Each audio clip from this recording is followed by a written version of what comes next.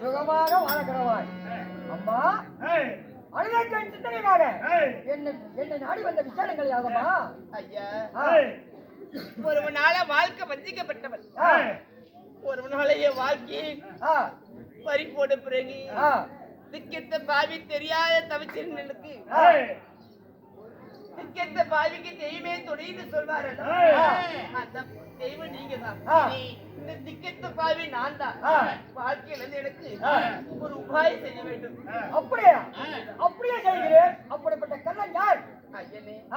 உனத பிள்ளை அஷ்டாபுரத்து ஆலக்குடி சண்டால பீஸ்பை. அவனாலே வாழ்க்கை வஞ்சிக்கப்பட்டது. அந்த பாவியாலே வாழ்க்கை பறி போய் விட்டது. ஒருபோதுமே நடந்திருக்காத ஐயனே, நான் யார் தெரியுமா? காசி நாட்டு ஆலக்குடி காசி மகாராஜருக்கும் விசாலா தேவிக்கு பிறந்த என் முத்த பெண் அம்பா என் பேர். அம்பிகை அம்பாலிகை 3 பேருக்கு சீர வைத்தார் என் தந்தை. அலையாத ஒரு நாளே வந்து என் வாழ்க்கையை பறி போய் விட்டது. அதனால ஒரு சீரான வாழ்க்கை விட்டவன் நீ அஷ்டாபுரம் சென்று சொல்லி அவனுடைய நடந்து விசிட்டு கேளுங்க. என் வாழ்க்கை வழிகாட்டு சாமி. நாள் உனக்கு வாழ்வை பெற்று தருவதே எவனுக்கு கடவுள் போலாம்.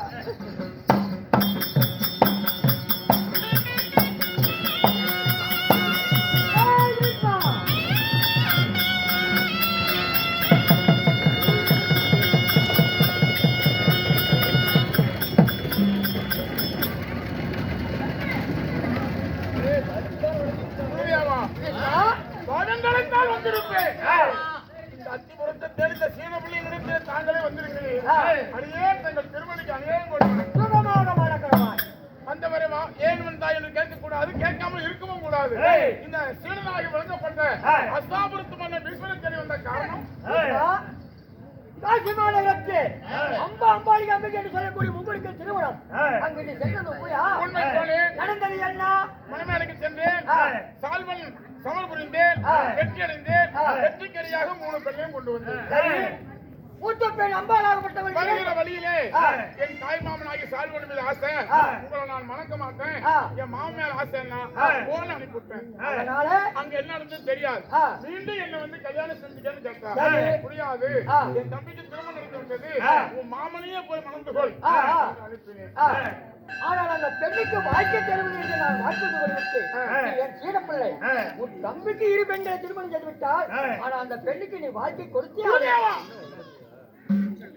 ஊட்டி வளர்த்த தாய் அல்லவா நீங்கள், உபதேசம் கற்றுக் கொடுத்த தந்தை அல்லவா நீங்கள், நீங்களே இப்படி பேசலாமா? என் தந்தையாகிய சந்திர மகாராஜனுக்கு நான் இளமையை கொடுத்து முதுமையை பெற்று கல்யாணம் செய்வதில்லை, கங்காணம் கட்டுவதில்லை, பட்டம் சூட்டுவதில்லை, பாணிகர்க்கம் செய்வதில்லை. ஆகாயவாணி சாட்சி, பூமாதேவி சாட்சி, என் தாய் கங்காதேவி சாட்சி என் சத்தியத்தை செய்து என் வாழ்க்கையை விட்டு கொடுத்தேன். இப்பொழுது அம்பா என்ற பெண்ணை கல்யாணம் செய்தால் என் சந்திரகுலத்துக்கு அழிவு வந்துவிடும், தர்மம் அழிந்து விடும், அதர்மம் ஓங்கிவிடும். என்னை மன்னித்து விடுங்கள். நீ திருமணம் செய்யவில்லை என்று உன் தந்தைக்காக சத்தியம் செய்தாய் அல்லவா? காசி மாநகரத்துக்கு சென்றதை மாபெரும் குற்றம்.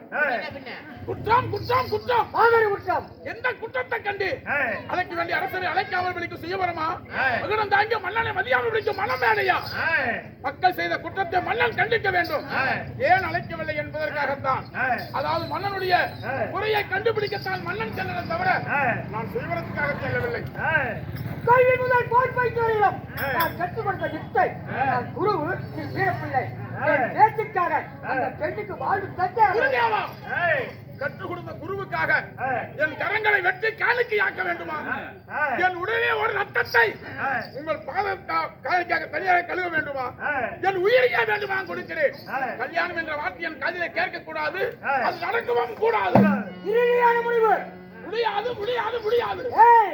பெண்ணுக்கு வாழ்வை தந்தால் ஆச்சு, இல்லை என்றால் என் பரிசு என்ற கோடாலியா உன் உயிரை தலையிலே திறத்தை உருட்டுவேன். குருவை மிஞ்சி நான் செல்ல என்று பார்ப்பவர் பரிகாசம் பேசுவார், கண்டவர் கை கொண்டு சிரிப்பார். அத்திபுரத்து வேந்த நாடு ஆளுமன்னாக விஜயப்பட்டு வேண்டும் காங்கையர். குருவையா மிஞ்சி நான் செல்ல என்று பார்ப்பவர் பரிகாசம் பேச, கண்டவர் கை கொண்டு சிரிக்க, நாட்டு மக்கள் எள்ளி நகையாளி என்ன வைத்து விடாது என்ன வைத்து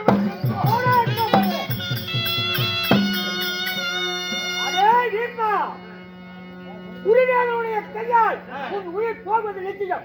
என்னடா எண்ணங்கள் பேசுகிறாய்? எழுத்தேற்றலை இருக்கிறார்.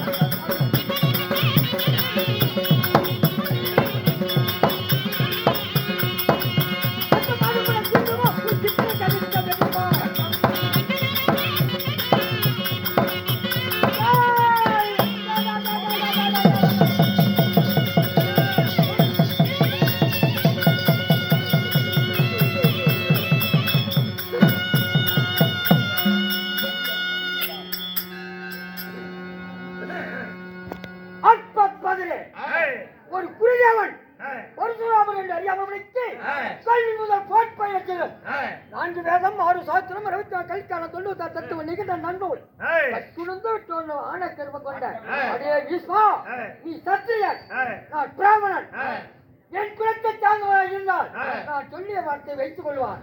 நீ சத்தியனாக இருந்தால் என் பேச்சை அர்ப்பணித்து விட்டாய். அடே விஸ்வா, இது முதல் என் ஆயுள் முழுவதுமே உன்னை போல் ஒரு சத்தியனுக்கு வில்வித்தை கற்றுக் கொடுப்பது இதோ சத்தியம்.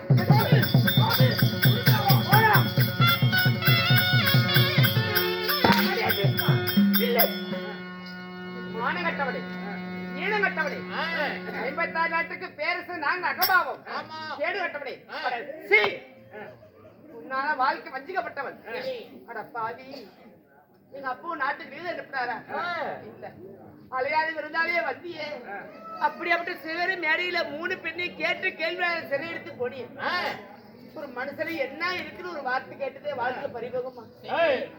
அட பாவி, நீ தொட்டி தூக்கி ஒரே காரணத்துக்காக உன்னாலே வாழ்க்கை இருந்து மாற்றாத பெண்ணை மணக்க மாட்டேன் மாமனி என்ன கைவிட்டு போயிட்டார். நீதி கேட்க வந்து அஷ்டாபரத்தை பண்ண அந்த நீதி எனக்கு சொன்னியா?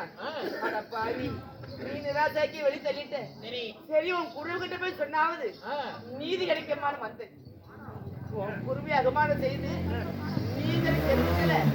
உங்க சத்திரிகுல வம்சத்துக்கே வில்பேச்சு கற்றுக் கொடுக்க மாட்டு சத்தியம் பண்ணி போயிட்டார். ஏ பீஸ்மா, கடைசியா கேட்கிறேன், என்ன கல்யாணம் செய்ய முடியாதா? முடியாதா? கல்யாணம் செய்ய முடியவே முடியாது.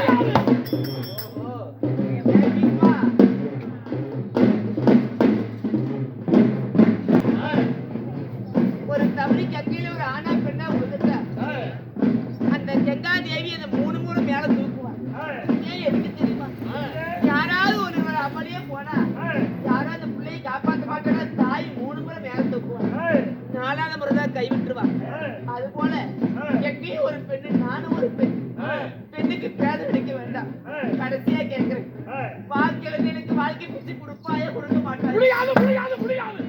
கல்யாணம் என்ற வார்த்தையை காதிலே கேட்க கூடாது. நடக்காது, நடக்கவும் கூடாது. நன்றி கட்டபடி, உன்னால வாழ்க்கை இருந்தா நீ என் தாய் வீட்டு போய் வாழை வெட்டி முடங்கிருக்கணும். ஒருபோதும் சிந்தையில் என்ன வேண்டாம். கைலிக்கு செல்வேன், கடூரமான யாக செய்வேன், அந்த அக்கறை உணர்ந்து மாண்டு மடிஞ்சு போவேன். இந்த ஜென்மத்தினோட பழிவாங்க விட்டாலும் சரி, அடுத்த ஜென்மத்துல நான் நம்பாளா இருக்கக்கூடிய நான் ஜெகதியா பிறந்து நான் உன்னை பழிக்கு பழி வாங்கல. என் பேர் அப்பான்ற சாப்பிட்டேன். ஐயோ, ஐயோ,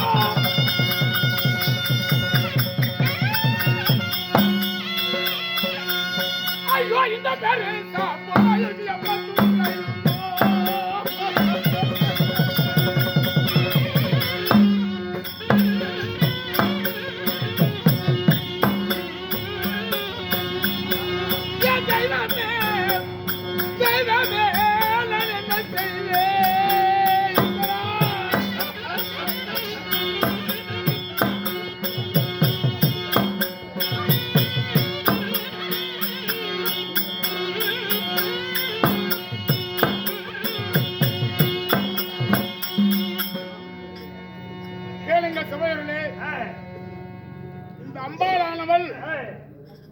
உன்னால என் வாழ்க்கை அழிஞ்சு போச்சு.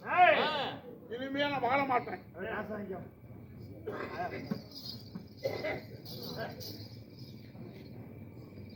உன்னால என் வாழ்க்கை அழிந்து விட்டது. இனிமேல் நான் வாழ மாட்டேன். சிவனிடத்தில் சென்று தவம் செய்து அக்னியை மூட்டி அக்னியில் விழுந்து உயிரை மாய்த்துக் கொள்வேன். அடுத்த பிறவியில் செகண்டி என்ற பானத்தால் உன்னை மூச்சாக்கா பெற்றாள் என்பதில் அம்பாள் என்று சபதம் வச்சார். இந்த சபதம் எங்க பலிக்குது? பாரத போர்ல 10ஆம் நாள் சண்டையில அர்ஜுனுடைய அம்பரா தூணிக்குள்ள ஜெகண்டிங்கிற பானமா புகுந்து பீஷ்மரை மூச்சாய்க்கிறார். உடனே சாபத்தை கொடுத்து விட்டு சிவனை கோரி அம்பாள் போய்விட்டார். பார்த்தார் பீஷ்மர், இதோ நம்ம வாழ்க்கை பாழாகிவிட்டது. அதுக்கு மேல பிச்சத்திர வேற 2 பொண்ணை கல்யாணம் செஞ்சான். கதை இருக்குது, சாமி வந்துடும். சரி பாப்போம். பிச்சத்திர வேறீங்க அம்பிகையா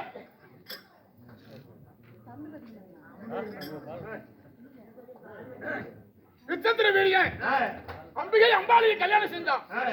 2 பொண்ணை கல்யாணம் செஞ்சுட்டு கொஞ்ச நாள் தான் பொண்டாட்டியோட வாழ்ந்தா, அவனும் செத்து போயிட்டான். குழந்தை இல்ல, புருஷன் இல்லாத விதவி முடிச்சாயிட்டாங்க. அப்ப அம்மா பரிமளகாந்தி பார்த்தா, நம்ம சந்திரகல வம்சம்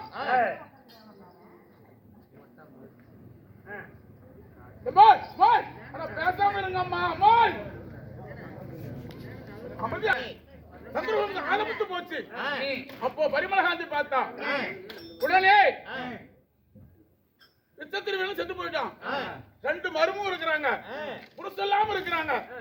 நம்ம சந்திரகுலம் தலையணும். அதுக்கு என்ன செஞ்சா பரிமளகாந்தி? பரிமளகாந்தி 5 வயசா இருக்கும் போது ஒரு நாள் பராசர் பரிமளகாந்தியோடு சேர்ந்தார். பராசர் பரிமளகாந்தியோடு சேரும் போது பரிமளகாந்திக்கும் பராசருக்கும் வேதத்தை உணர்ந்த வேதவியாசர் பிறந்தார். அந்த வேதவியாசரை கூப்பிட்டான். அப்பா, உன் தம்பி 2 பொண்ணை கல்யாணம் கொடுத்து வச்சுட்டு செத்து போயிட்டான். 2 பேரும் புருஷனாத விதியா இருக்காங்க. இந்த பொம்பளை கிட்ட போய் படுத்துட்டு வா, ஒரு பையன் பிறக்கட்டும். ஏன்னா உன் தம்பி தானே, அண்ணன் தம்பி தானே, உனக்காக ஒரு பையன் பிறக்கட்டும், நம்ம நாடு ஆளட்டும் அப்படின்னு பரிமளகாந்தி சொன்னான். பரிமளகாந்தி பேச்ச கேட்டு வேதவியாசர் இந்த பொம்பளையோட படுக்க போனார். வேதவியாசர் எப்படிப்பட்டவர்? துறவரவாசி, தாடி, சடன், காய் வேஸ்ட், ஒரு சாமியார். ஆனா அம்பிகை எப்படிப்பட்டவோ? ராஜஸ்ரீ, அழகான பொண்ணு. ஒரு சாமியார் படுப்பாளா? படுக்கலன்னா மாமியாருக்கு வருத்தம்.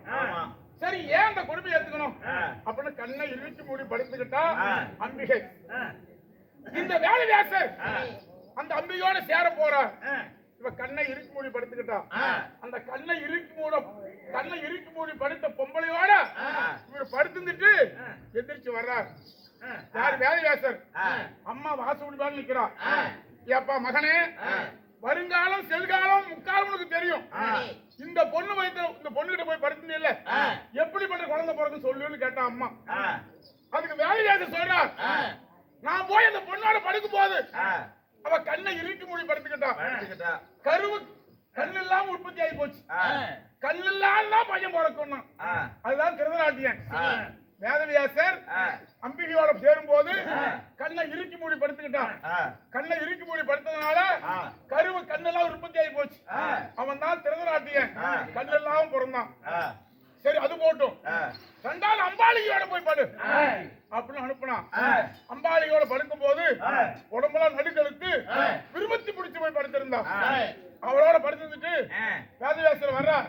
அப்ப அம்மா கேக்குறா, அவளுக்கு தான் நல்ல பையன் பிறந்துச்சு, கண்ணில்லா பையன் பிறகு சொன்னேன், இவளுக்கு எப்படி பையன் பிறகு சொல்லுன்னு கேட்டா. நான் போய் அந்த பொம்பளையோட படுக்கும் போது உடம்பு நடுக்கிறது விரும்பத்தி போய் படுத்திருந்தா. அதனால ஆம்பளை பையன் தான் பிறக்கும், பாண்டுவும் பிடிச்ச பையன் தான் பிறக்குன்ட்டான். அதுதான் பாண்டு மகாராஜன். அம்பிகைக்கு பிறந்தவன் திருதராட்டியன், அம்பாளிக்கு பிறந்தவன் பாண்டு மகாராஜன். 2ம் உச்சம். சரி போட்டும். இந்த கண்ணில்லாத பிள்ளை பெற்றாளா, அவகிட்டே இன்னொருத்தர் போய் படு அப்படின்னு அனுப்புனா. அப்ப அவ பார்த்தா, இனிமேல் நமக்கு இந்த பொன்னாட்டு வேண்டாம், வேலைக்காரி இருந்தா வேலைக்காரி கூட்டிட்டு வந்து பூ வச்சு பொட்டு வச்சு படுக்க வச்சுட்டு 2 பேரும் ஓடி போயிட்டாங்க. அங்க வேலைக்காரி படுத்திருக்கிறா. வேதவியாசர் போய் பார்த்தா வேலைக்காரி படுத்திருக்கா. அப்ப எப்படி படுத்திருக்கிறா? ஆஹா, ராஜா நம்ம கிட்ட படுக்கிறதுக்கு வர்றாரு, உங்களுக்கு ஆனந்த சந்தோஷம். வேலைக்காரி இல்ல. ஆனா ஒரு பொண்ணா, ஒரு பொம்பளையா ஒரு ஆம்பளை மேல ஆசைப்பட்டு 5 பந்தபூத்தி ஒன்றாகி படுத்திருக்கும் போது அந்த பொம்பளை ஆசையை தீர்க்கலன்னா காமக்ரோதம் என்று சொல்லப்பட்ட பாவதோஷம் வருங்கிறான் வேதத்துல. இவரோட சேர்ந்த பாவம் வந்துடும் சொல்லி அந்த வேலைக்காரியோட போய் படுத்தார். அப்ப படுத்துட்டு வர்றா. அம்மா கேக்குறா, முத பிறந்த குழந்தை நொல்ல, 2வது பாண்டுருமோ, இந்த 3வது எப்படி குழந்தை பிறக்கும் அப்படின்னு அம்மா கேட்டா. அப்ப வேலையை சொல்றா, உன் மருமக 2 பேரும் ஓடி போயிட்டாங்க. அவ இல்ல, வேலைக்காரி தான் படுத்திருந்தா. அவன் ஆசி தீர்க்கணும்னு நான் அவளோட படுத்துட்டேன். ஆனா ஆம்பளை பையன் பிறக்கும், அழகா இருப்பான், சாதிக்கு வேலைக்காரிக்கு பிறந்தவன் தள்ளி வச்சிருவாங்க. அவன் விதர மகாராஜன். அதனால திருதராட்டியன், பாண்டு மகாராஜன், விதுரன் பிறப்பு, அம்பிகை அம்பாளின் கல்யாணம், பீஷ்மர் பரசுராமர் சண்டை இத்துடனே முடிவடைந்தது. வைகுண்ட முக்கோடி ஏகாதசி முன்னிட்டு கல்லெல்லாம் மாணிக்க கல்லாகாது, சொல்லெல்லாம் அச்சரமாகாது, காரால பேச்செல்லாம் கல்லு மேல நெல் விளையும், ஏழால பேச்சொன்னா வேலையும் பயிராகும், குமிஞ்ச மறுபடியும் குருகுல வம்சம், சாய்ந்த மணி சந்திரகுல வம்சம், இட்டாலும் மேன்மக்கள் மேன்மக்களை சஞ்சு சுட்டால் வெண்மை தரும். ஆய்வாளையம் கிராமத்தில் வம்சிக்கூடிய காரால வம்சத்திலே கவண்டமாக அனைவரும் ஒற்றுமையாக சேர்ந்து 1/10 வசூல் செய்து இது வாமூல் கட்டளை நாடகமாக வைகுண்ட முக்கோடி ஏகாதசி என்று நாடகத்தை நடத்தி கொண்டிருக்கா. அதனாலே மாயமா அவங்களுடைய அண்ணன் தம்பி அக்கா தங்கை பெற்று பிறப்பு ஆடு மாடு அவர் செய்யும் தொழில் எந்த விதமான குறையும் இல்லாமல் இருக்கு. பில்லி சூனியம் மந்திரம் தந்திரம் எடுத்துட்டு வழிபோ காத்து கருப்பு பேய் பிசாசு எதுவாக பகவான் காலடி வச்சு வெடித்து பஞ்சக்குடிய பாராக்குடியாக்கி ஏழகுடி எடுத்து வளர்த்து ஆய்வளித்து மக்கள் நோயற்ற வாழ்வு குறைவற்ற செல்வம் பல்லாண்டு பல்லாண்டு நெடுவழி வாழ வேண்டும்.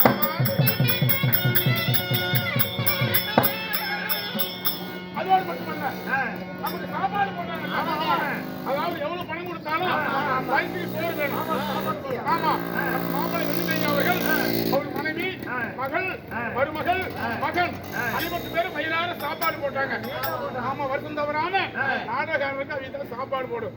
அண்ணன் கை ஆதரிக்கும் கை வர்ண மக்களை வாரி அளிக்கும் கை உப்பிட்டவரை உள்ளளவு நன. அதனால அவங்க ஆடு மாடு அண்ணன் தம்பி செய்யும் தொழில் 50 பேரும் செல்லாபெருமாள் கோபுரம் வந்தது போல குடி வளர்ந்து ஆமா